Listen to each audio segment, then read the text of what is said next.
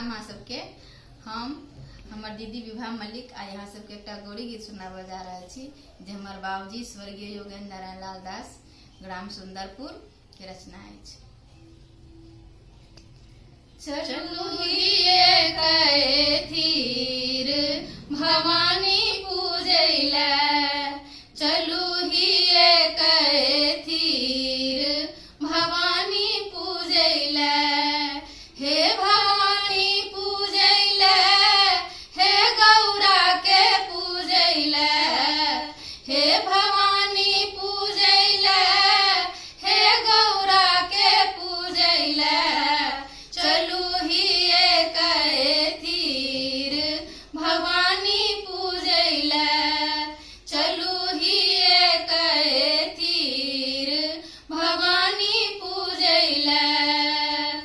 शिव अर्धांगिनी सकल भय मोचनी, शिव अर्धांगिनी सकल भय मोचनी, विश्व विमोहिनी के पद से बैला सखी है, विश्व विमोहिनी के पद से बैला, चलू हिये कैथीर भवानी पूजैला, चलू हिये कैथीर भवानी पूजैला।